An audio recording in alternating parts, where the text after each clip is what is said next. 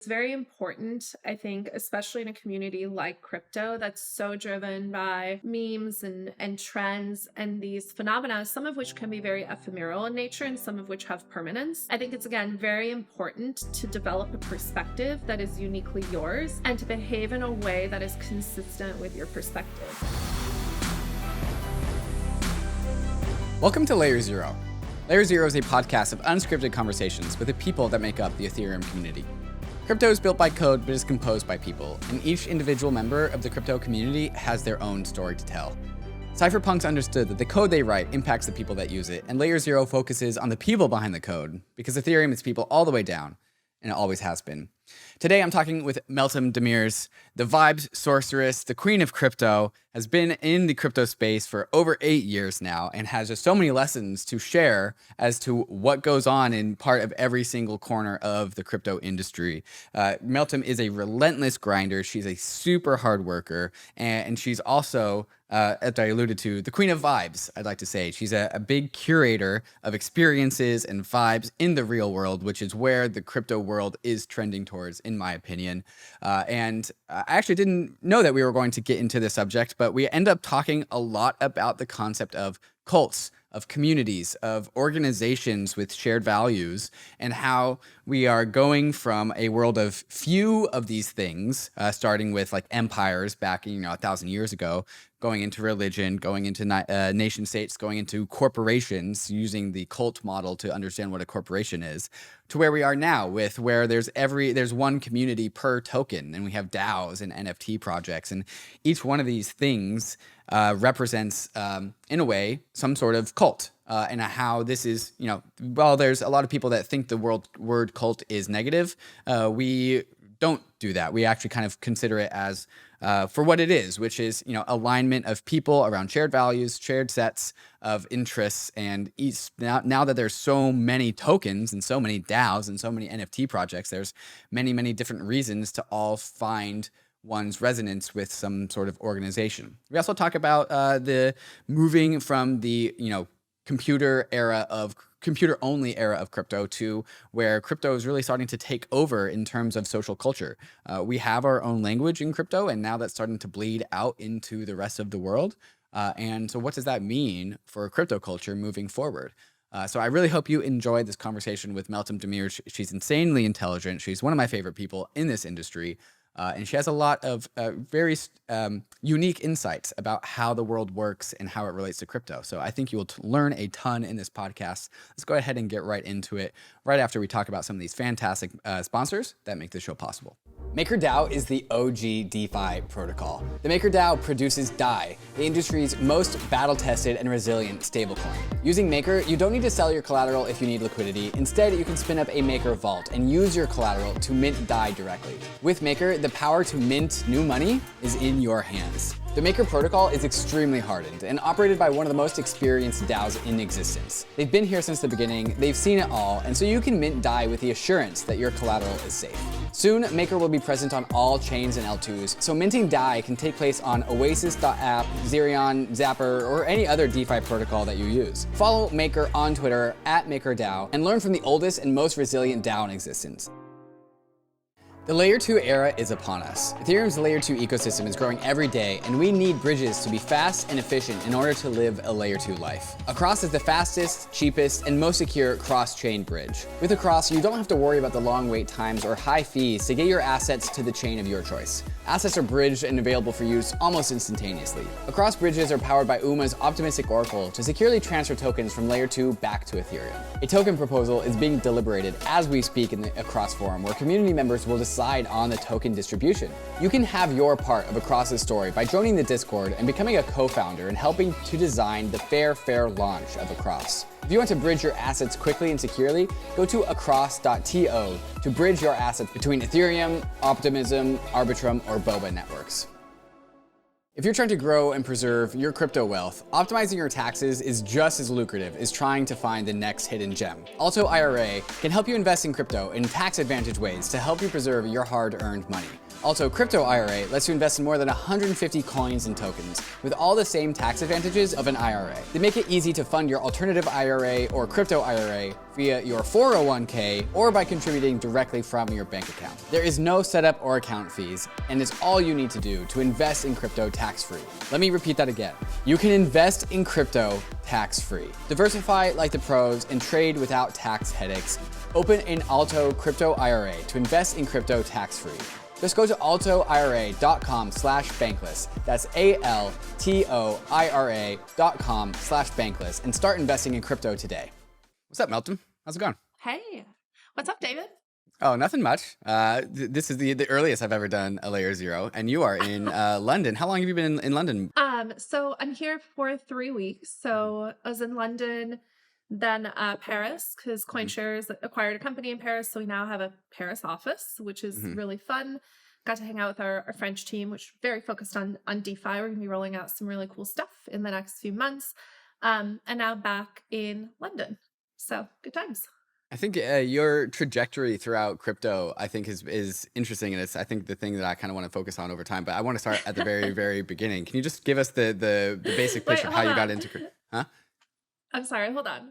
Sure. What do you mean the trajectory is interesting? You have to expand on that a bit, like unpack Okay. that for me. Sure. Yeah. I want to know what I'm getting into. I think the how I view your trajectory in crypto is grinding super hard for 2-3 years, and of which you still are. But then the bull market came, and now you are vibing. And so that's kind of the mental model I have for Meltem. It's just like I remember when you came on Bankless and you just like you had the line, "I've brought the receipts," and this is in regards to like the money printing, the inevitable debt issues that the United States is going to go through, and then also just been like working your ass off at CoinShares for years and years, and then the bull market came, and then all of a sudden the social life of crypto has taken off, and I've in my brain given you the nickname Vibes Queen of Vibes. Yeah. Vibe Sorceress. Vibe Sorceress. Yeah. Okay. I love my vibes. Crypto needs a high priestess of sorts. So, if we're going to create any energy, I want it to be good energy. But we can definitely delve into that. I will also say, by the way, David, the way this whole thing came about. So I came on Bankless, I think, over a year ago at this point. Yeah. We had a fun conversation, and I think we were in Whistler. We were a few glasses of wine deep. And you were like, "Hey, Vibe Sorceress, can I recruit you for my new podcast?" So this whole situation materialized during a high vibes moment. Absolutely. And it takes a special person with a lot of vibes that have interesting perspectives on crypto. And so crypto is only so many years old, and so much of that history is really baked into like the last 5 or 6 years. And I think you've had a pretty privileged like bird's eye view of the industry, just as somebody who is already financially minded, investment minded prior to starting in crypto, which is I think crypto's for a lot of people, it's their first escapade into the concept of money, economies, finance. But I think you were already pretty well savvy in that before getting into crypto. And so gaining that perspective from your first entrance into the industry, watching it evolve as an industry, having that prior knowledge, I think is really interesting. And then also, like I alluded to, watching the social world of the industry blossom, especially in New York. I think is definitely interesting as well. So I want to get into all of these things. Yeah, well, let's rewind maybe. I think at this point, I've been in the industry for close to 8 years, which is a crazy number if you think about it. And when I started, it was really Bitcoin. So personally, I got into Bitcoin in the end of 2012. So at this point, it's been almost 10 years that I've personally been really into Bitcoin. I'm still really into Bitcoin, which perhaps, Bitcoin's been interesting. To some people, I'm a Bitcoin maximalist. To others, I'm not a pure enough Bitcoiner. So it's interesting. Like there's this purity test we now have to pass, apparently. Some days I pass, some days I don't. I've given up trying to figure out where I am, what camp I'm in. But I started my formal career in crypto in 2015 at Digital Currency Group. And I think what's so funny to me is when I talk to people now who are new to the crypto ecosystem, who maybe came in 2017, 2018, and sort of the first like big wave of growth with ICOs and tokens, or people who came in this wave with NFTs.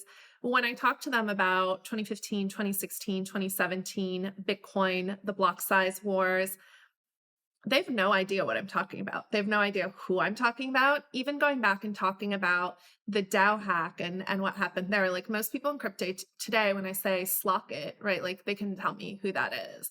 When we talk about like the parity hack, like a parity bug, right? They don't know what that is. So I think it's just really funny in a way. I feel like crypto grandma, because there's all of this really rich, really relevant historical context that I think so many people newer to the industry just don't really have.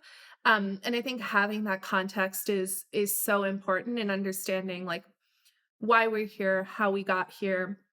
Because really the ideas that we see implemented today, they're ideas we've been talking about since 2013, 2015, right? Like these ideas are not necessarily new in and of themselves.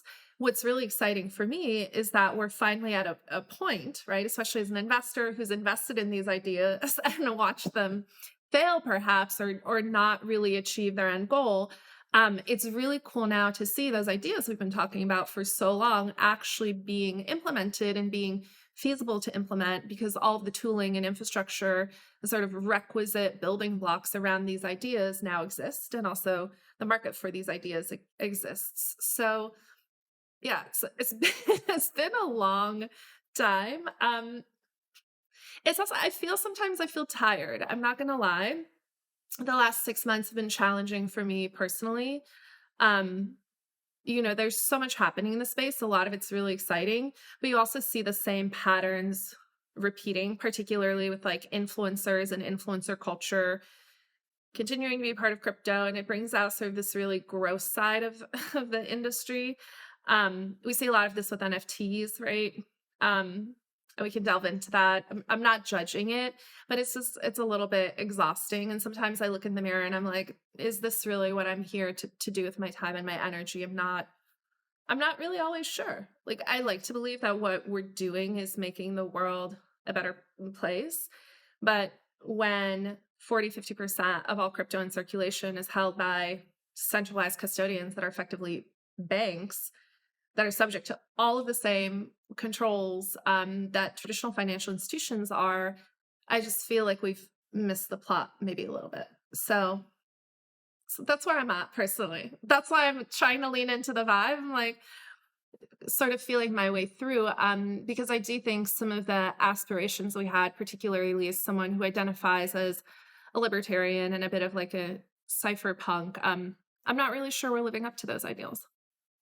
In some ways we are, in other ways we're not. Certainly. Sure, and I definitely want to go into that. But first, there's been there's many phases of crypto that you've been through, right? There's like the proof of work fair launch phase, the ICO phase, and one thing I think might be frustrating is that like how recyclable are those experiences and skills that you developed while navigating like the Bitcoin proof of work fair launch phase, right? Or like being good at like investing in ICOs. How useful is that those experiences now that crypto is completely different and has nothing to do with ICOs? And like crypto goes through these waves of bull markets and bear markets, and each one has its own flavor and has its own characterization. And you talked about like you can see the patterns, right? Like the influencers always arrive every single bull market, but when you tell me you've been in this industry for 8 years, I look at this industry and I really only see the last like 2 to 3 years as being real.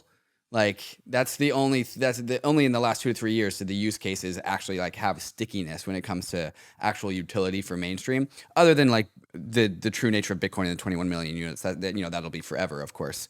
But I would actually fundamentally disagree with that. Look, really? I think the premise for me has always been like money is speech, right? Like money is a core pillar of democracy. Money is a core pillar of what makes a free society possible, right?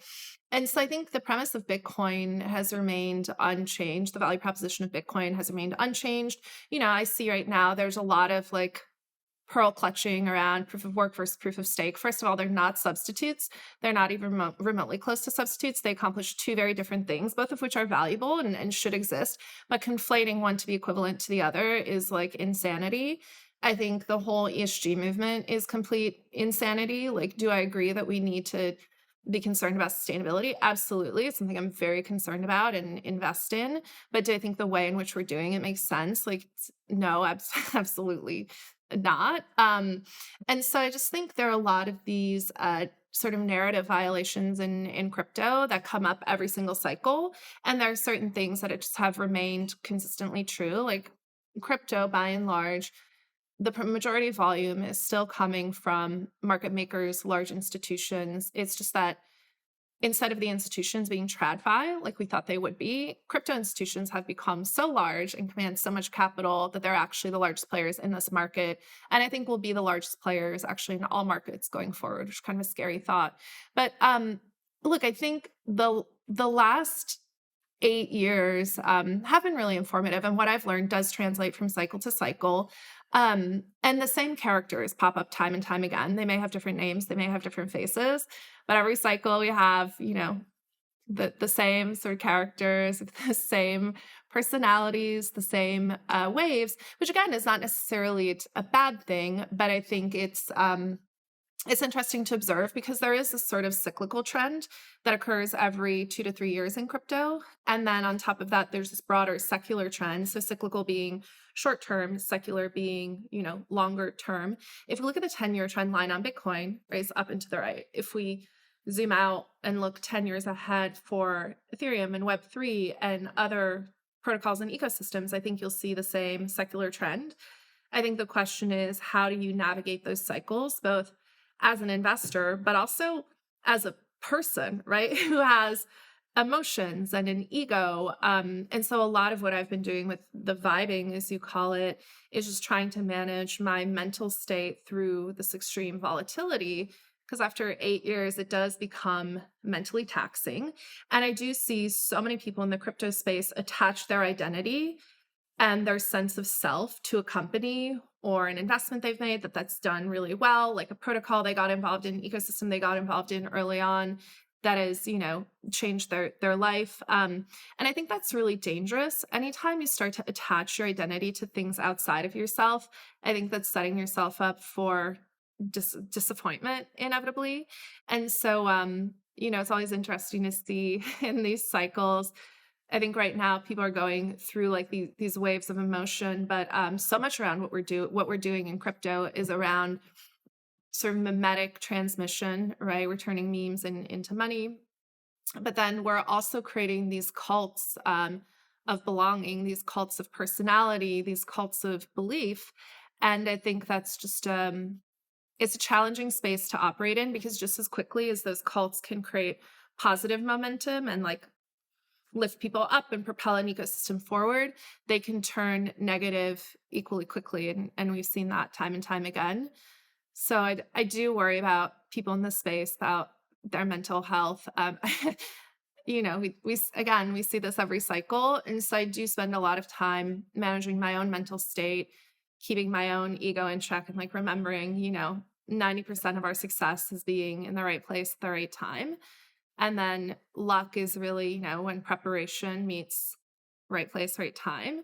So we have to keep doing the work. I think the challenge is, I think in these cycles, a lot of people stop doing the work. And when I say doing the work, I mean, what we do has to have intellectual rigor and an analytical, sort of empirical evidence-driven basis, right?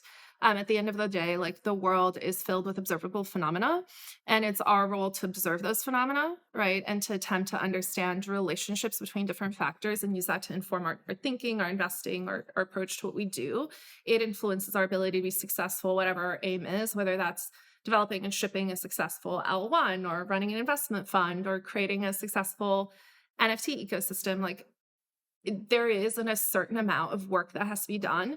And where I start to get concerned is when I have conversations with people and they're not doing the work. There isn't actually any intellectual grounding or understanding. And that doesn't mean it has to be a formal education. It doesn't mean you need like pieces of paper, degrees, as we call them. That's not what I mean.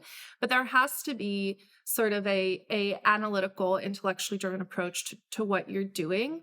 And what I worry about is I talk to a lot of people who have zero grounding in any sort of objective reality and have zero basis or sort of zero intellectual basis on which to articulate their view of the world, to articulate their thesis, to articulate the value proposition of what they're trying to build. And I think that's challenging. It's challenging for that to be sustained long term. I think if you've been in crypto for 8 years, that means you're on your third cycle, I believe, your third Right. bull market, bear market cycle. Yeah.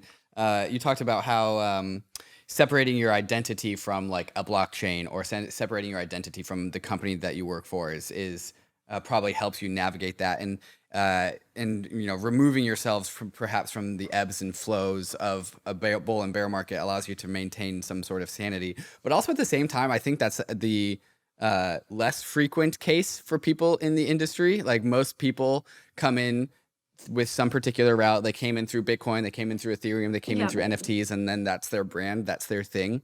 Would you say that like having that like removal of your ego from particular like blockchains or companies or projects is what has enabled you to maintain your presence in the industry for 3 cycles? Because every single cycle bucks people off. Like usually people get Yeah. bucked off by their first cycle, and then they usually get bucked off by their second cycle, and very few people have made it to 3 cycles. So would you credit like that sort of just like removal from some sort of just like material attachment to some aspect of the industry is why you've been able to survive for so long?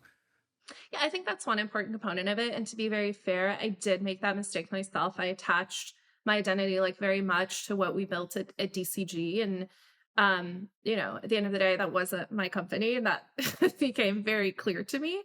And that was challenging and an important learning sort of moment for me. I think the second piece is it's really important to be willing to admit that you were wrong and to be willing to change your mind. I think one of the things I know for sure is that the arc of time, right? It's very long. And over the arc of time, like there are periods over which you will be proven right and periods over which you'll be proven wrong. And I think it's important to have a perspective and to be willing to articulate that perspective and put yourself out there. I think it's a really important test for yourself to develop conviction, whether that's around a specific investment thesis or a vision for what the ecosystem will look like in the future. And there are very few people today who I think are willing, just in the world in general, right, who are willing to like have a perspective, have a view, and to articulate it in the public sphere. Most people try to walk this line of like not being about anything. And I'm like, what's the fucking point? Like, what are we doing here? I think it's important to have a perspective, but it's also important to be able to admit when you're wrong and to change your mind and to change your perspective. So I'll be very honest. I was wrong about Ethereum. I have no issue saying that. I have no issue admitting that. And I look at that and I'm like, okay, why did I miss this? Why was I wrong about this? I've identified like things I need to shift in my mental model.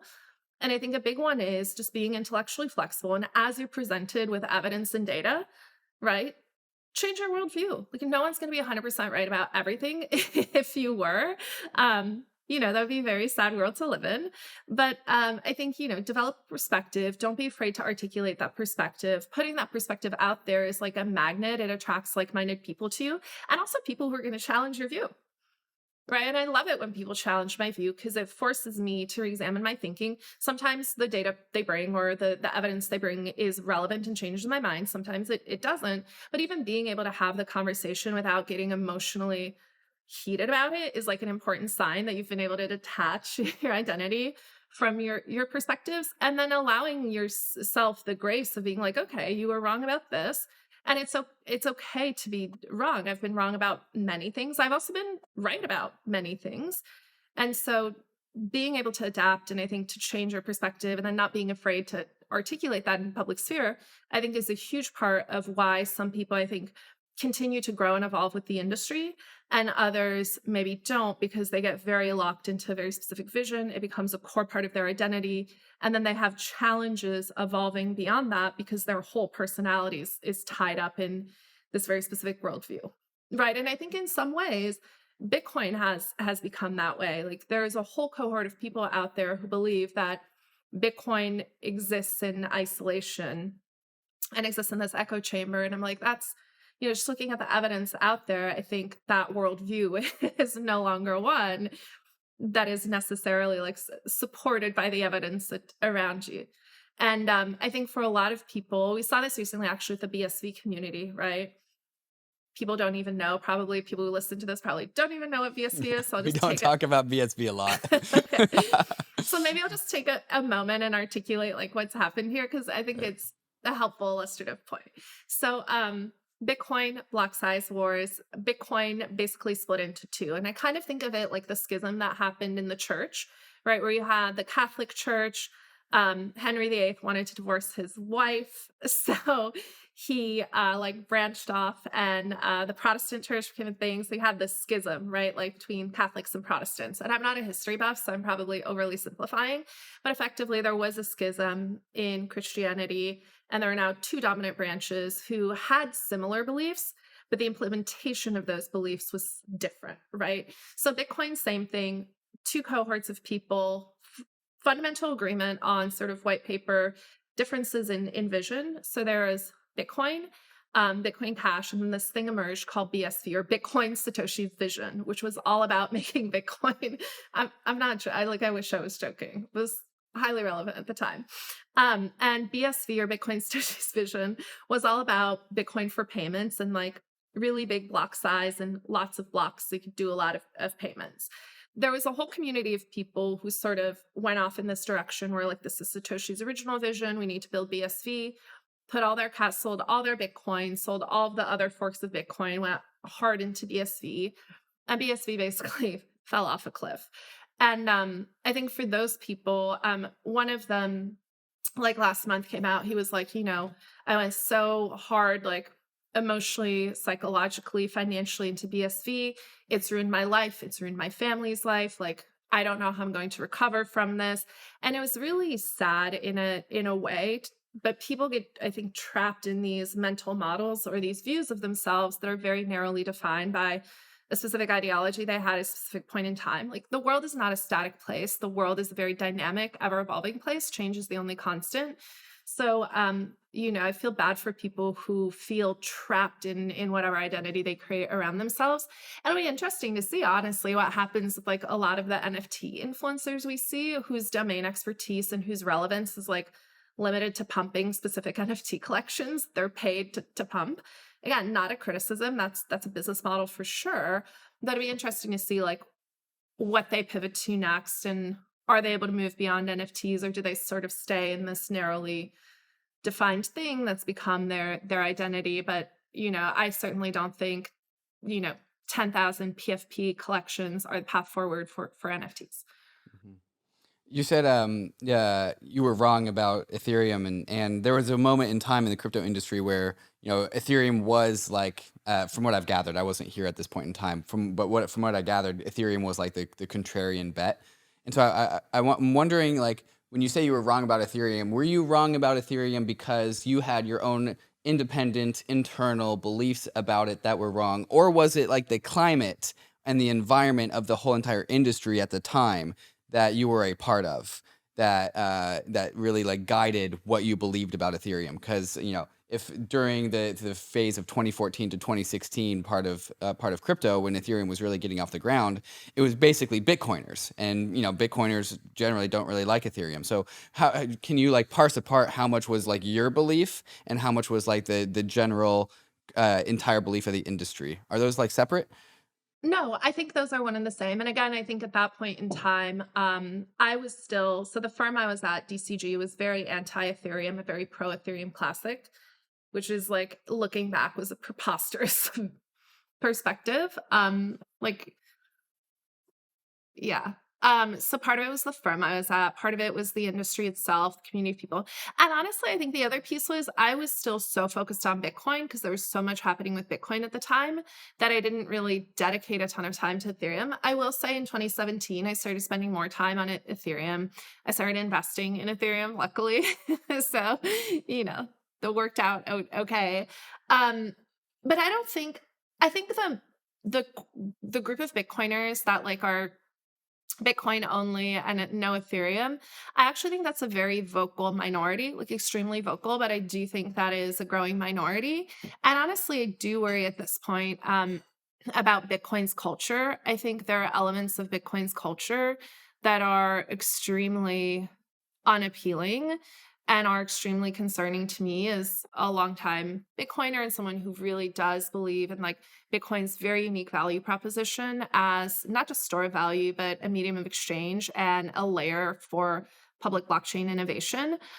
Is really concerning to me. I think it really turns people off. I think we start to see that now in Ethereum as well, right? Like there are now Ethereum maximalists, which I think is never did I think I would say those words, but they're definitely Ethereum maximalists. Mhm. You know, again, I think there is, and this is where I think one of the areas I've been really interested in lately is religion, divinity, and sort of what cults or belief systems in a more technocratic society look like. You know, I jokingly like to say that I'm going to start a cult, and then I realize I'm already in like several cults. Mhm, mhm. Uh, but there is this really interesting movement, and we talked about this a bit when you and I hung out last time in person.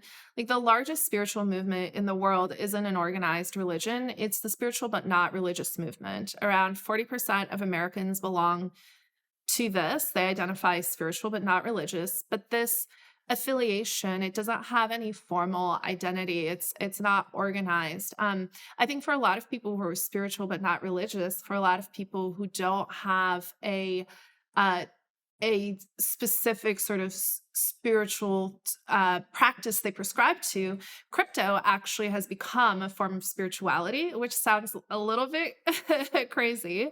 But I do think for many people, crypto, and in particular, like whatever specific blockchain or ecosystem they have an affinity with, does become in many ways a belief system. There are components of mysticism and esotericism in crypto. Like if you look at Satoshi, if you look at the cult of personality around Vitalik in Ethereum, and the way people look at what he writes as though it's scripture, the way, you know, people look at decrees from Charles Hoskinson and the Cardano ecosystem, the same way like we looked at papal bull Mhm. probably in the 1100s, you know, when the world still was by and large in the grips of Catholicism. So it is interesting to observe these elements of sort of organized belief systems that are emergent in crypto, and really all meaning, right? If we sort of take a step back, and, you know, I like to get esoteric, but if we look at Baudrillard, right, who wrote a great book called uh, Simulacra and Simulation. It's basically around like how we as humans make meaning and construct our reality. All meaning, sort of all reality, all identity is based on symbols, icons, and memes effectively, right? This is how we sort of transmit who we are. We teach this to our friends. It's omnipresent in the way we conduct ourselves. It's present in the way we communicate, in the way we dress, the way we present ourselves, now the way we behave online, right? I think NFTs, like the PFP you choose, says a lot about you. Right? It's become your identity. I always love that Pudgy Penguin. I don't know if it was a parody, but like that Twitter Spaces where someone was talking about their Pudgy Penguin, they're crying and they're like, "I Right. am my penguin, and my penguin is me." I was like, this is exactly what we're doing. This is exactly Mhm, what we're doing here. But mhm. I do think it's really interesting to start to see with DAOs and these NFT communities and Web3 communities how people are starting to imbue these groups of people who believe in things with organization, with financial capital, with like community governance tools and infrastructure. Is still very nascent, and that whole stack is extremely underdeveloped. It's like very piecemeal approach, very challenging to navigate still. But I think it is really interesting to see, like, as we start building these tools and as we start seeing this infrastructure, the fact that these communities are day one imbued with an enormous amount of financial capital, but then also have a tremendous amount of social capital in the form of like online personalities who have a reach that's much larger than any traditional media outlet, right? And then you think about the human capital, because you can work anywhere, anyone around the world can contribute to these communities. That starts to become a really powerful force that can radically reshape society and how we think about power and influence in our world today. Well, I'm so glad you brought this up, because if you didn't, I was definitely going to right after you you brought up about the block size wars and how it felt like a schism between like the church and the like. I think that as the world becomes more trends towards more and more atheist, that we've seen this trend for the last like 20 years. My general gist is that as the world gets more and more atheist, it actually creates more and more demand for some sort of alternative, like not some ancient religion, but some new source of, like you said, spirituality, some new source of affinity. And not only is the world trending towards more and more atheism, but it's also trending towards more and more loneliness, especially with COVID, where people are like stuck inside. They're learning how to be on their computers for 16 hours a day. And all of a sudden we have these like new like techno religions around some sort of like shared set of values and vibes. And you talked about like the guy that fell in love with BSV, and he put not only his identity but his financial capital and like the capital of people around him into BSV. And it's very, very cult like you can hear the same story with other cults, like normal cults that you would see on some sort of like Netflix like movie or something. Sure. And now we have like now we have all of the cults, right? Like a DAO is a new cult, like an NFT profile picture is a new cult, like blockchains themselves are new cults.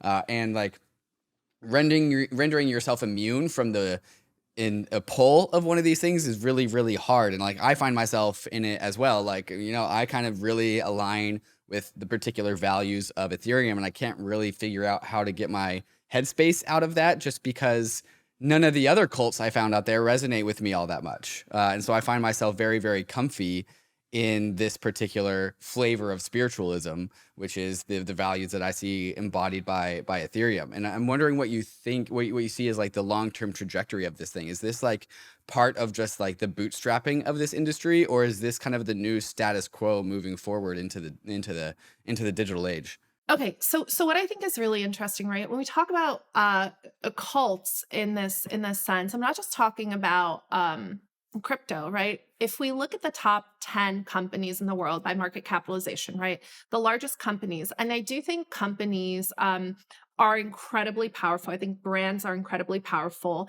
And we've sort of, if I may, again, I'm going to take a little detour, like a historical detour. Love it.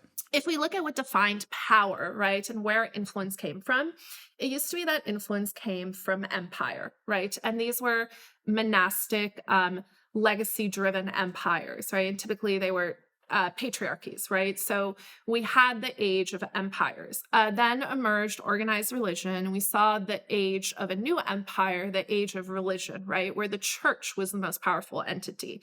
And then that started to splinter and fracture. And then we entered the age of the nation state, right? And nation states became the dominant forces. And that was probably around like the start of the industrial age.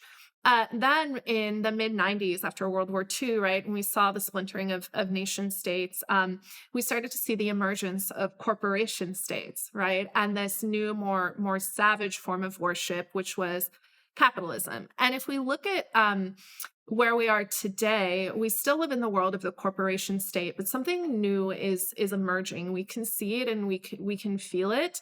And I think a lot of it's being driven by what's happening in our, little sliver of reality, the little, segment that we live in, but it's present in a lot of different places as well.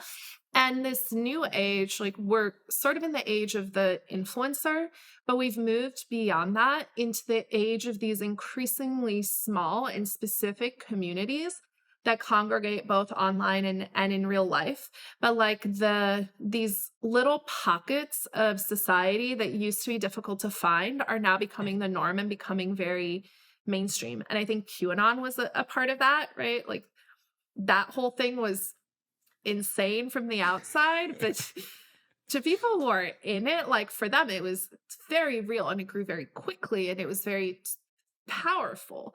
And so this new age, there's sort of a new power struggle. There's nation states There's corporation. And I think nation states are on the decline. Their influence is on the decline.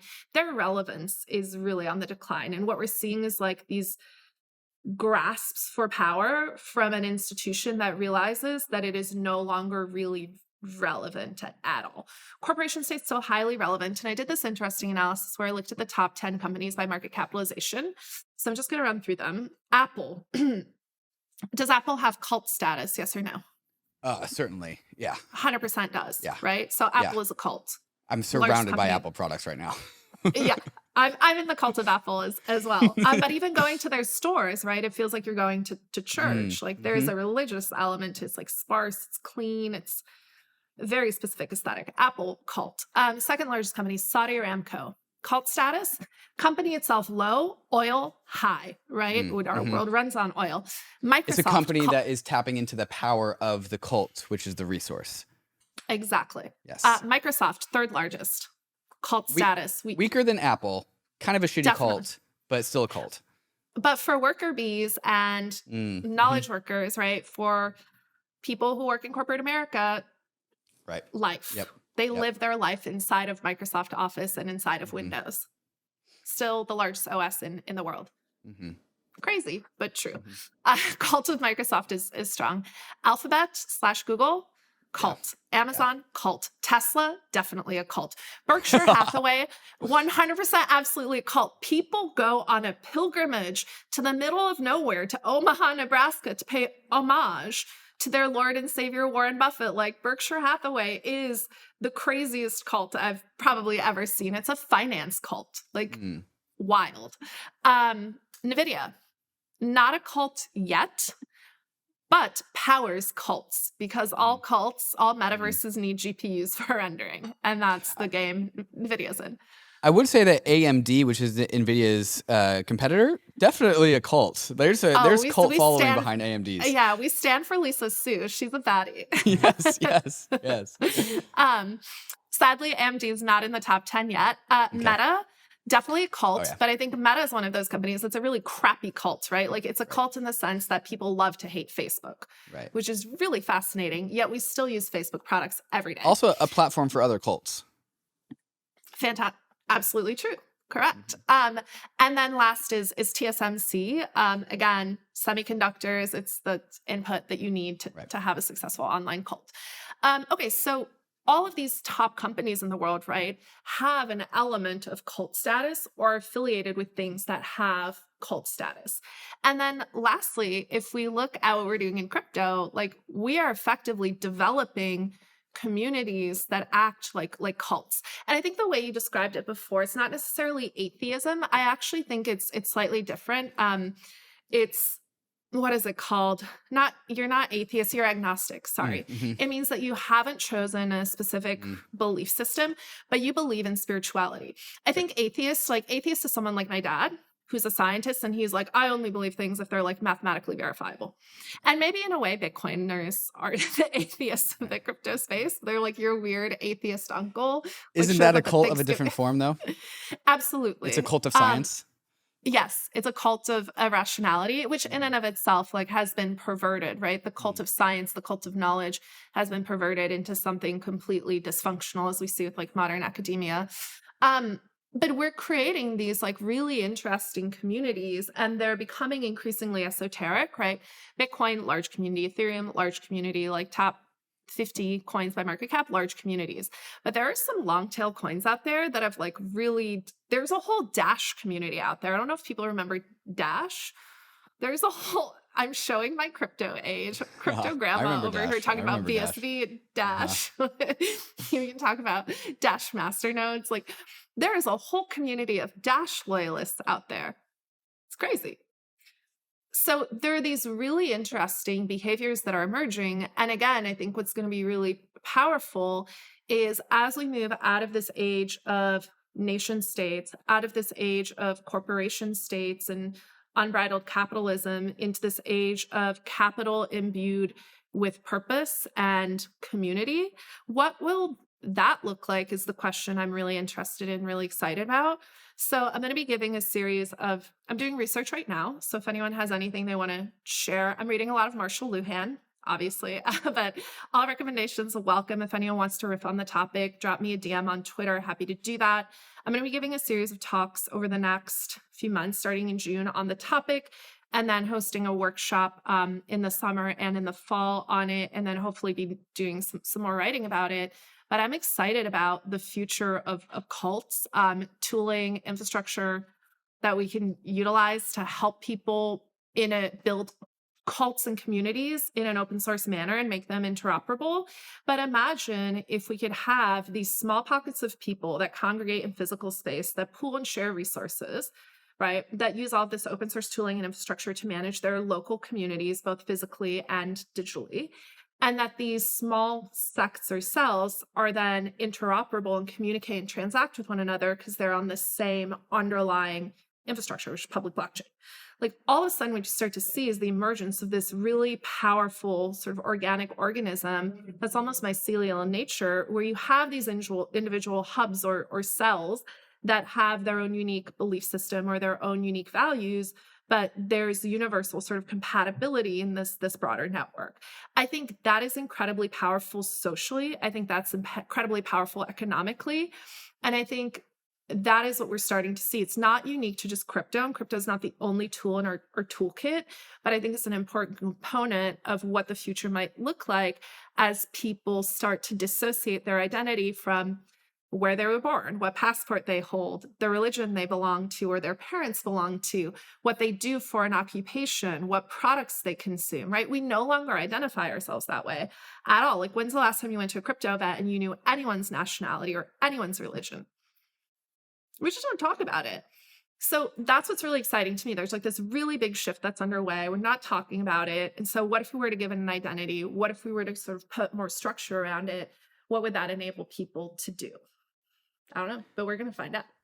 So It's yeah, gonna be wild. this is super wild, and I think we can even get even more wild here. You talked about the trajectory of like cult organizations over time, starting with like the empire, turning into the church, turning into the nation state, turning into the corporation, to kind of where we are now with crypto. And I think the trajectory is many more and more cults over time. Like, how many empires can the world really support? 3, 4, and then religions, it kind of gets even smaller. There's only like 3 major religions, and then it gets larger with more and more denominations, and then countries and nation states. There's a lot of those. There's like 150, 180 nation states, but then there's corporations, and there's more than I can count number of corporations. And now with crypto, there's like one cult per token. Right? There's one community per token. And we also see this outside of crypto, right? Where like every single subreddit is kind of its own community, its own cult. And I think we might be conflating the word community and cult, but we'll come back to that later. And so like, I'm using cult here. People have a negative connotation of cult. Sorry, just right. to identify the term. When I say cult, community is probably a good word, but I think community is not strong enough, right? The community is like something you belong to. A cult is something where you have to go through a rite of initiation, where you prove your loyalty to the group in a very public way. I think in crypto, we do that, right? If you're like part of an NFT community, you make that NFT your PFP. Sure. Right. So or if you're part of Ethereum, you put like the .eth, or if you're a Bitcoiner, you put the Lightning Network like emoji on your Twitter handle. Like hashtag Bitcoin, or you get like a Bitcoin tattoo. So I think there is this very cult-like component where there's like a very public display of your affinity to that group, and there are escalating levels of commitment. Right. Yes. Yeah, like a concentric circle of like more and more like extremism. Yeah, exactly. Right. It's important. And something that Chris Berniski implanted into my brain is that he thinks like crypto offers like the foundation for economic viability of culture. As in, if a culture is economically viable, crypto can enable it to be so. And so we're going from like empires of like 3 to 4 major global empires to like 50 religions to 200 countries to 20,000 corporations to 200,000 like tokens. And like my optimistic take on this is that for every single new community / cult that's out there, the reason why they exist at all is because they allow for a higher fidelity representation of the desires of the humans that compose them. And so like human interests can span so many different domains, whether it's, I don't know, like, rock climbing comes to mind, or finance, or like pick your domain of interest. And now that we have like many more cults and more niche cults and cults that are answering to the long tail of human interests, we are actually producing like online organizations that represent human interests with higher fidelity, just because we can have more granular cults because of the technology that we enable it. Yeah. And so like, do you have any thoughts on that mainly?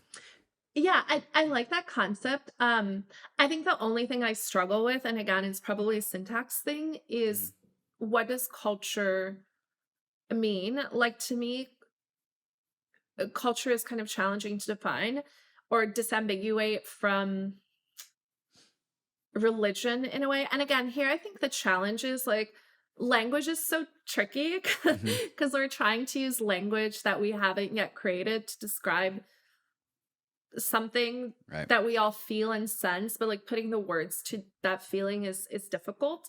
This is why Um the crypto industry has its own language. Like people yeah, come it does. in from the outside and they're like, "You guys speak differently." And I'm like, "Yeah, we know." But I think again, if we think about how humans construct meaning, right, it's through language. And if we think about language, right, I've always, I don't know, it's like when I get weird, this is what I think about, right? We use words to try to simplify and communicate things universally, but like what's the word for this? It's water, right? But there's so many different ways I can experience water. Like when I take a sip of water, and then you're really thirsty, it's like refreshing, it like makes you feel alive, it's like an incredible feeling. Swimming in water is totally different. Like the word water does not capture all of the different ways in which we as humans can experience water, right? I also think English, did not grow up speaking English, I grew up speaking Dutch and Turkish. But growing up speaking other languages where language is very, like linguistically, Turkish is very different. I would say Dutch is very similar to English. Turkish is very different. It's very expressive language.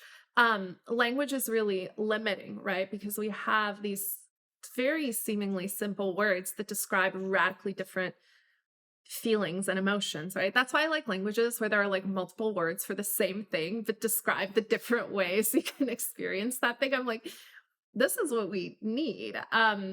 And also I think in the crypto space, we're really good at co-opting language. We'll take words that mean one thing and we'll like twist them to mean another thing. But I think again, the way we construct meaning, it's through symbols, right? Through visuals, it's through actions, it's through words and language, but it's really limited still. And now we've added a sort of new aspect to it, which is like your on-chain activity. What you do on chain is also part of who you are now. It's Mhm. wild. Are you Kind of familiar with scary. the I think he's a philosopher, but also an author, Ernest Becker, and his book, The Denial of Death? No, I haven't read it. Yeah, so the gist is that humans have this incentive to contribute to symbols because we're all subconsciously we all know that we are all going to die, but we don't really want to wake up and think about that fact, so we repress that and put it back into the back of our minds. But this incentive to not die comes out in our commitment towards working towards something that's bigger than ourselves. And so we're going back to the conversation of like people that are members of a religion, or people that participate in governments, or people that build a corporation, or people that help promote their preferred L1 or their preferred community. And we all know, so we all know we're mortal, but we work towards these symbols that we believe are going to outlast us in an attempt to achieve immortality, right? Like Ethereum, the blockchain, is going to continue to append blocks long beyond my life here. And so I can achieve some semblance of immortality by like helping it do that. And there's always this like incentive to be a part of the winning team, whether that winning team is like a religion or a winning team is literally a sports team. Like sports team is another like thing that is greater than Cult. oneself. It's another Yeah. cult. Yes. And so And like I think there's what this. you're, sorry, but what you're alluding to here is very important, which is Mhm, why I think religion is like the best cult of all, mhm, and also sports. There has to be intergenerational product market fit, right? Which I think mhm. speaks to this like defying death idea, and speaks this legacy idea, is there has to be belief that by contributing to this, like you are extending your legacy beyond your lifespan. Mhm. Right. And like you're again going back to that poor BSV guy that put all of his resources into a symbol that died. Like this is the consequences of picking a losing team, right? As all of these like cults of the world spin up in many different ways, some of them die off and some of them win. But we all can also see this like in global politics where China didn't side with Russia because they saw that as like aligning with a losing team, right? Like they need to preserve the symbol of China by aligning with the winning team. And this can also work its way into like nationalism, right? Like one of the a large reason as to why like Nazism actually took place in Germany is because a lot of people saw them as really powerful and didn't want to be on the losing side. And so they just picked this weird cult that had power for a meaning of time. And I think this is why this partly answers the question as to why so many in the crypto industry always find some tribe to be a part of, because we like camaraderie, but we also want to be a part of a winning team. But let's loop that back again to sort of where we started this conversation, which is it's very important, I think, especially in a community like crypto that's so driven by memes and trends and these phenomena, some of which can be very ephemeral in nature and some of which have permanence. I think it's, again, very important to develop a perspective that is uniquely yours and to behave in a way that is consistent with your perspective. And I think the challenge is when people are unclear what they are about or why they're here or what they're interested in or what they're trying to do with like the limited time we have here, then it becomes very challenging to identify which group to align with. Then you end up chasing the trend, right? And you become part of a larger herd. I think, again, having a unique perspective and having a perspective that leverages your experiences, your strengths, your insights in a unique way, and then being consistent with it, articulating it consistently, defending that viewpoint consistently becomes a very important part of like maintaining an identity that is independent of and not attached to any one single cult. And I think the great thing is cults of belief and like cults of belonging are highly scalable because most of them don't demand complete loyalty, right? Empire demanded complete loyalty. Religion demanded complete loyalty. I can't be Christian and Jewish, right? Nationality used to depend on complete loyalty. Now, I have 3 passports, so that's no longer the case. And the great thing is in Web3, you can belong to so many different groups, right? I just think of the number of DAOs I'm a part of, it like makes my head hurt. Some of them I have a very low level of commitment. Some of them I have a higher level of commitment. But the fact that we can now scale and go from belonging to just a handful of groups to belonging to thousands of groups, and those groups can evolve and change and merge and split over time, I think it allows people so much more expressivity around like how they think about their belonging to these different groups.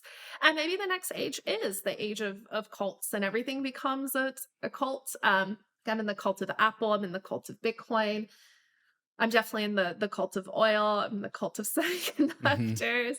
I'm in a lot of different communities, cults, whatever you want to call them. And again, some of them require very high levels of commitment and others much less so. But at their core, I think for communities, cults, whatever you want to call them, these organizations, these entities, these organisms to be viable, you have to have a core group of people that's deeply committed. Right. Yes, you need the center of the concentric circle. You need the hardliners to always like embody the cult, right? Meltem, I think you would be a fantastic cult leader. If you are not going to particularly identify with one particular cult, maybe you should start one yourself, because I would join that cult. The cult I'm in right now, and what I feel really passionate about, I think one thing we tend to forget is that we have direct control over the reality that we live in. And I think nowhere is a better example than Bitcoin, right? When I started working in Bitcoin was this fringe esoteric idea. I would talk to people about it and they'd be like, what's wrong with you? Like, why are you like this? And I'd be like, no, trust me. No, like you wouldn't believe, it sounds so silly now, but in 2015, I was in grad school. I was at MIT. I was graduating. My background, like I had a quote unquote successful career. Like I was a good little corporate person. I'd done very well. I'd done well in grad school. I had all these job offers to go to great companies. And I was like, nah, I'm gonna go do the Bitcoin thing. And everyone's like, what the fuck is wrong with you? They're like, why are you like this? You My were dad was defecting from one cult for another. Oh, 100%. It's the best decision I've ever made. But you know, people forget how much has changed in the world. Like crypto and Bitcoin in particular is a very non-consensus thing, even as little as 5 years ago. It has now become a more consensus thing. It has become very socially acceptable. It's become cool. Like we're cool now. This was never cool.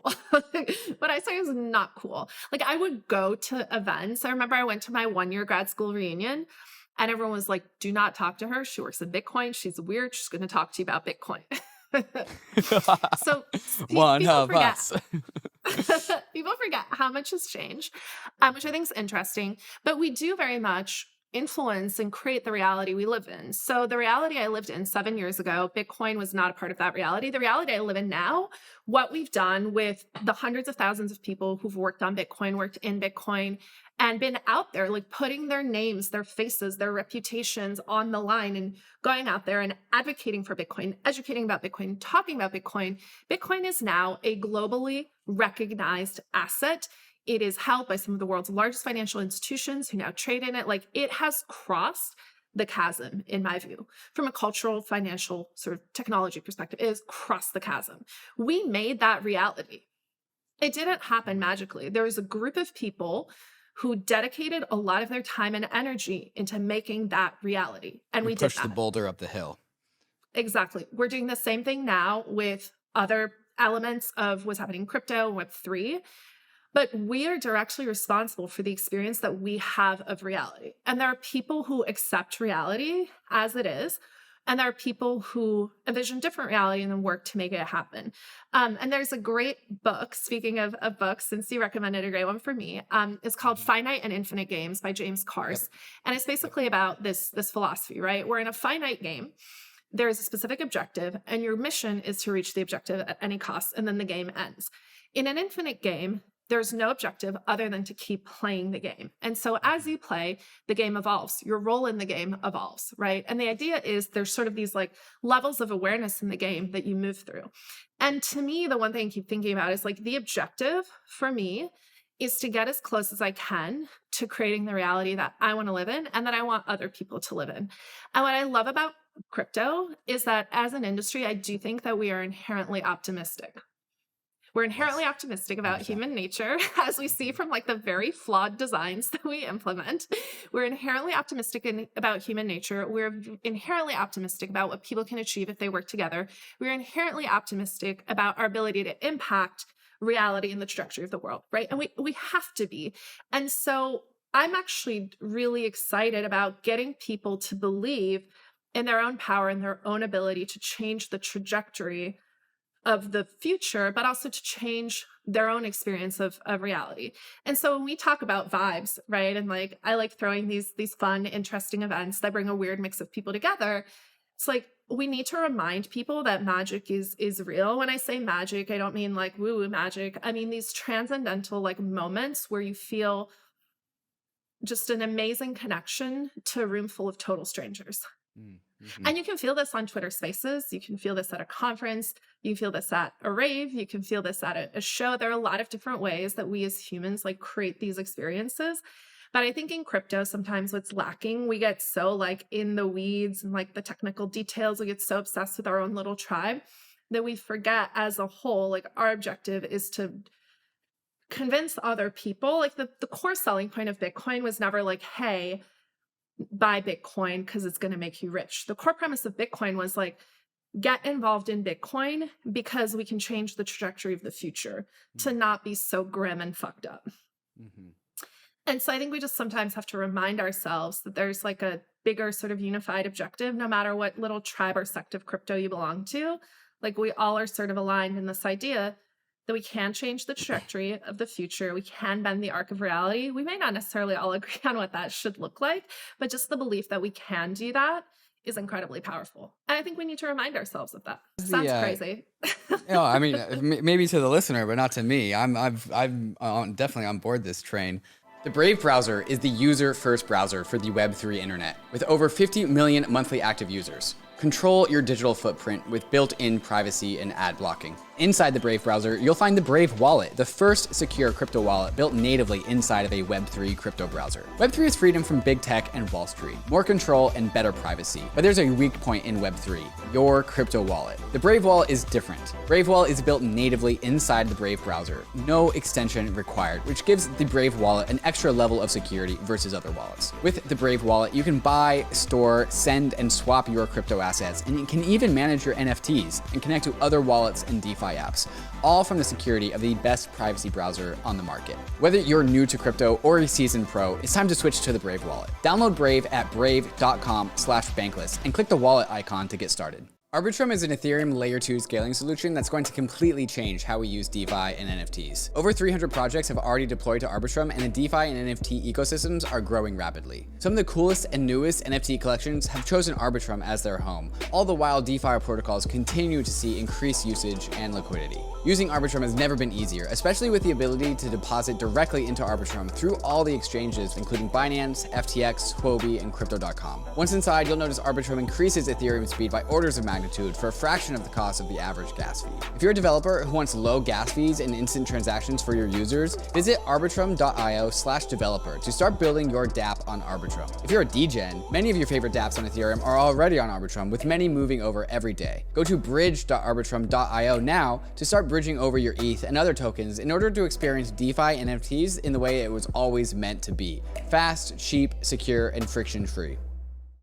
Aave is the leading decentralized liquidity protocol, and now Aave v3 is here. Aave v3 has powerful new features to enable you to get the most out of DeFi, including isolation mode, which allows for many more markets to be launched with more exotic collateral types, and also efficiency mode, which allows for higher loan-to-value ratios, and of course, portals, allowing users to port their Aave position across all of the networks that Aave operates on, like Polygon, Phantom, Avalanche, Arbitrum, Optimism, and Harmony. The beautiful thing about Aave is that it's completely open source, decentralized, and governed by its community, enabling a truly bankless future for us all. To get your first crypto collateralized loan, get started at aave.com. That's AAVE.com. And also check out the Aave protocol governance forums to see what more than 100,000 DAO members are all raving about at governance.aave.com.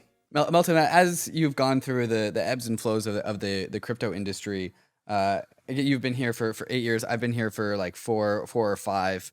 But when I first got started in crypto, I wasn't like going out to conferences. I wasn't like meeting people in real life. I was still kind of just like in my heads down phase. And so this is kind of what I want to pick your brain about next is how the social life of crypto has adapted and evolved. What I've been saying to people, and I want to check with you if this is true, is that like really the social culture, the in real life social culture of crypto wasn't at all defined up until post-COVID, up until 2021. And just because like, yeah, we had the bull market of 2017 to early 2018, but that was like defined by ICOs. And I'm not really sure how much like in real life crypto socialization there was. And so my gut take about like crypto social life is that it really just came about starting in Manhattan, starting in New York in like the end of 2020 and early 2021. Would you agree with that? No, absolutely not. Oh, okay. Where did it begin? It began, I would say, in like 2013 with the Bitcoin conferences. And back then the group was small. There were maybe like 300-400 people you'd see at these things. The scaling Bitcoin conferences were like 500 to 750 people, but the energy there was like absolutely electric. All the people you wanted to see were there. Then it became like the Bitcoin meetups. So the Socratic meetup in New York was huge. That's, shout out to Jonathan Mohan, who ran the New York Bitcoin meetup. Like those were huge. Those were a really formative part of my early years in Bitcoin was the weekly meetups. Also, we were all really poor and they would have pizza and sometimes beer. And so I was like, yay, like this is my dinner on Wednesday night because I'm broke. Great. No, I just finished grad school and I work in Bitcoin and I'm poor. Hi, I'm Meltem. Nice to meet you. Great. No, it's great. But there was such a strong sense of community. And these people became my friends. Like, it's really funny. I don't think I have that many non-crypto friends anymore. And I think it's really different when you go through these life experiences with people, when you are in the trenches with a group of people. And I've had like the privilege of working with hundreds, if not over 1,000 different founders over the last 8 years that I've been in this industry, going through those crazy highs and crazy lows with people, not just in their startups, but also in the industry overall. Um, it's a really special bond that you have. So there was a really vibrant crypto culture before the pandemic. I think post-pandemic, it accelerated because we have a lot more money and people actually started spending that money. So I think that's what changed, is like, we have more money, we have better taste. Like back in the day, we had bad taste. Now we can afford good party planners, and we've developed some taste and some sense of aesthetic. There's also more people in the space who aren't just like purely devs or business people or finance people. Like with the introduction of NFTs and the art world and the music world and the fashion world, like more of the creative domains into crypto has also, I think, radically changed the nature of events and the look and feel of events. Is much higher production value. So I would say post-COVID, like the influx of capital, people's willingness to spend that capital, as well as more people who come from the broader sort of world of culture coming into crypto, has elevated the experience. But I would say that IRL sort of connection has always been such a strong part of crypto, even from the earliest days of Bitcoin. And those events, like those meetups, they were really, I mean, it was like the who's who of crypto. I met the Chainlink founders 7 years ago at a BitDevs meetup. They were running a company called Smart Contract Solutions, and 7 years later, it's Chainlink. It's like a lot of those relationships, still persist. And when I talk about like in real life crypto events, I always speak with it with such like high regard, and I'm trying to get like out of my bias with it, just because I had decently fun college days, high school days not so fun, but I've never had as much fun as I've had with crypto people, and maybe that's just because I'm a crypto person and I like crypto, and so of course I want to talk to crypto people about crypto stuff. But also there's some properties about the nature of crypto people, like as you said, like inherent optimism, inherent curiosity, big brain or big ideas than people that like to think. And I think that is really what is so infectious about in real life crypto culture, that when even if the normies of the world end up at a crypto party, they also feel it, uh, is my assumption, even though I don't know if that's completely true. I And think so. I yeah, bring you my think so? normie friends around crypto people, and they're like, that's the most epic experience I've ever had. All of these Right. people are insane and beautiful, but I'm also very selective about the vibe I curate. I definitely think there's like crypto people that I don't want to hang out with. And most of the time, so I just spent a week in Jackson Hole, and I invited like 15 crypto people out. And it was so funny. Everyone's from really different walks of life. Everyone knew maybe one or two people there, but no one other than me knew everyone there. And we were joking at the end of the trip. We were like, there were literally no bad seats. Like, everyone's amazing. Everyone's super interesting. And we didn't even talk about crypto at all. At all. We talked about life. We talked about philosophy. We talked about existentialism. Like one night we talked about music. We talked about a lot of different stuff that's sort of tangentially related to crypto, but it wasn't like, oh, let's nerd out, right? But I think it's very important to curate like a good group of people around you, and to expose yourself also to different ideas. I like hanging out with people who challenge me. I like hanging out with people who have a different worldview than me, right? Because it forces me to expand my thinking. I like it when I can disagree with someone. I think that's important. So I think you do find these amazing pockets of crypto. There's also really cringe pockets of crypto. So there are probably people listening to this who are like, I have never had that experience you describe. My experience of crypto is like, especially as a woman going to an event, I'm like one of three women in a room full of like sweaty, weird dudes. So, yeah. But I will say the one thing that has never changed, even in the early days of Bitcoin, I remember in like early 2015, I had a question about, was it about Lightning at the time, Lightning Network. And I DM'd someone, and they immediately responded to me. We got on a phone call. We had a great conversation. Crypto's still the same. Like for people who are willing to do the work and who want to engage, I love the openness of crypto and like how willing people are, regardless of what level they're at, right? Whether they're, well-known crypto person that's been around for a long time versus newbie, like it doesn't matter when you got into the industry, who you are, what your quote unquote social status is.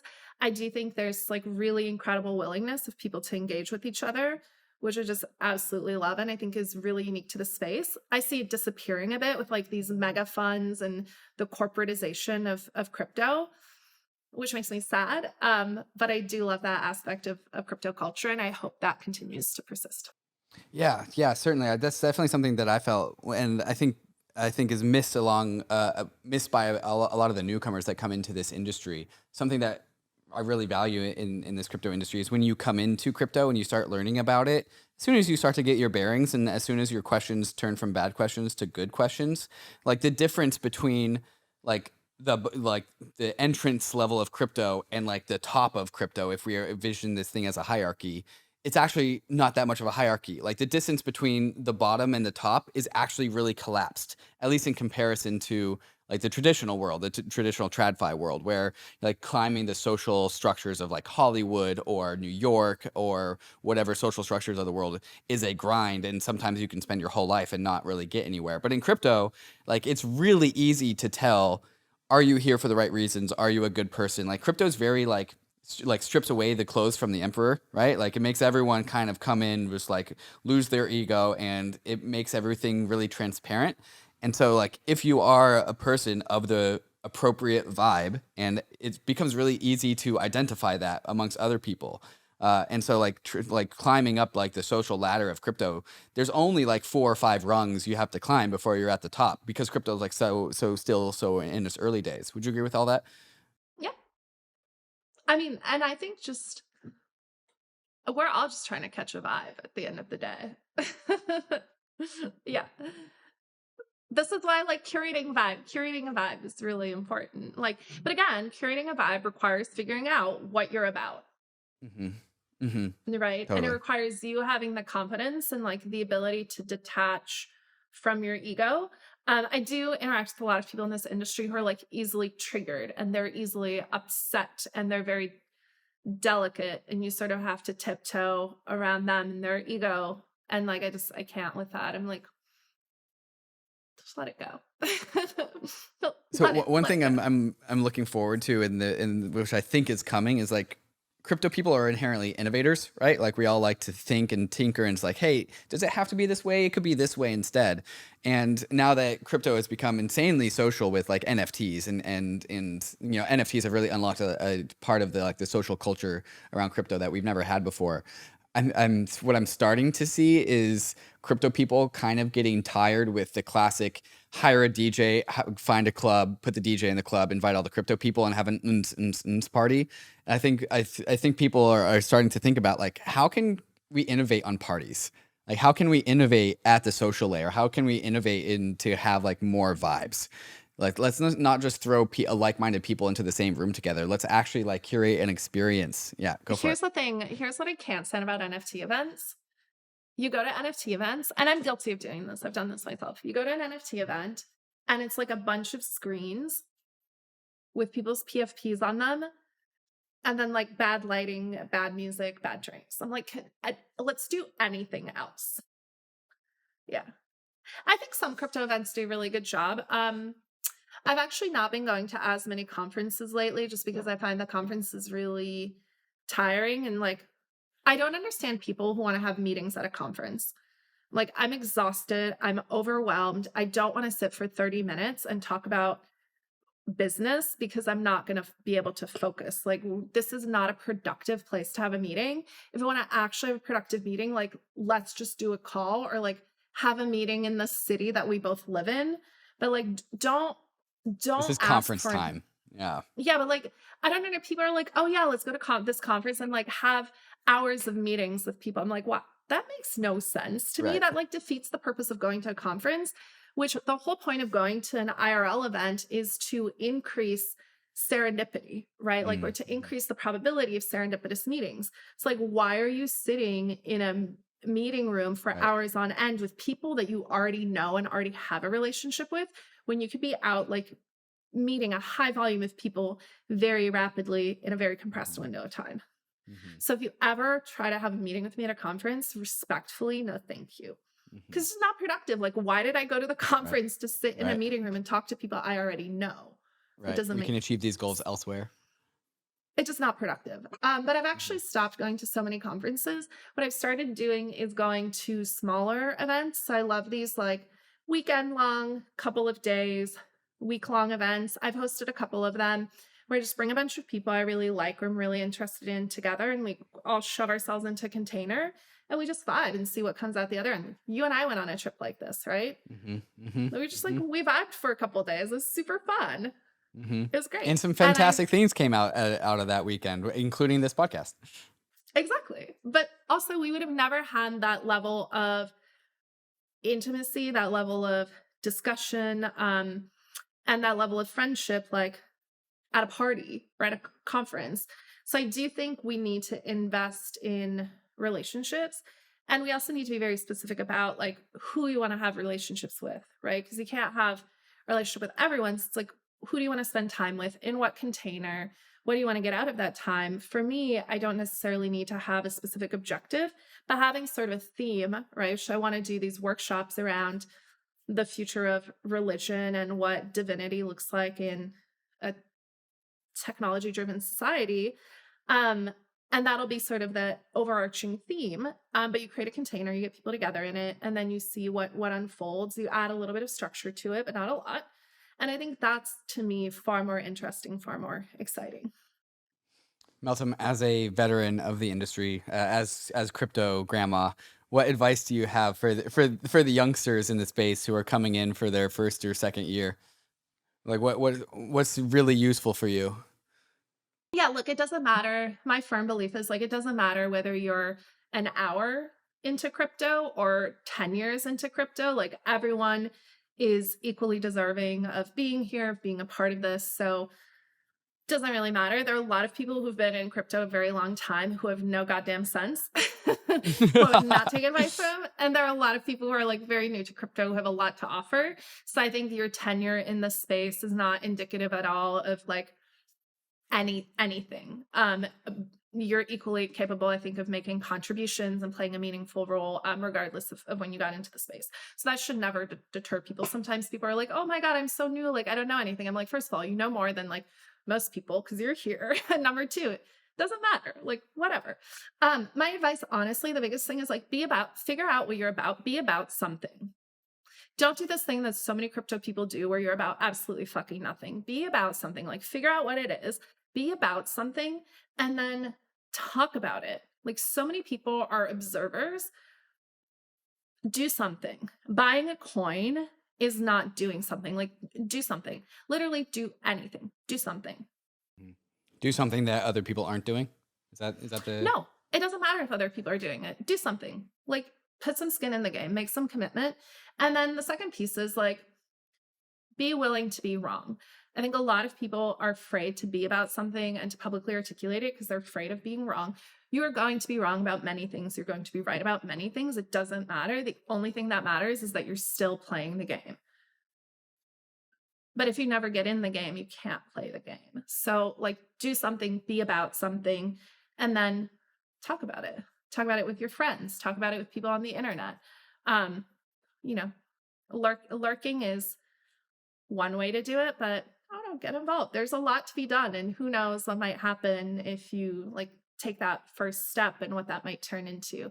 But I see so many people who are like just passive passengers on this ride, and that's just not going to cut it. Meltem, what about the current state of the world, including crypto or not including crypto, makes you optimistic? Um, Honestly, it's tough some days. What makes me optimistic? First of all, they can't put us all in jail. There's not enough jails. They can try to build more, but somebody has to do stuff. So they can't put us all in jail. They might try, but they just can't. So that's optimistic. Uh, look, the world is run by incompetent buffoons. I think we are seeing like how incompetent our institutions are, which is accelerating this like tremendous power shift that we're living through. And again, what makes me optimistic is like we have seen single-handedly how powerful individuals and communities on the internet can be. So that makes me really optimistic. Like if we could meme Bitcoin into existence, imagine what else we can do. That's exciting. Meltem, thank you for coming on and sharing your thoughts on Layer Zero. Thanks, David. Thanks for having me. I'm excited that you're doing this show. Oh, it's great. It's my favorite show. It's basically story time with David for 90 minutes per episode. So I just get to listen and hear what people really care about, which is always exciting. I love it. Well, to anyone who's listening, feel free to drop me comments at melt_dem on Twitter. If you want to talk about cults, religion, drop me a note, suggestions on things to look at, things to read as I research this topic, let me know.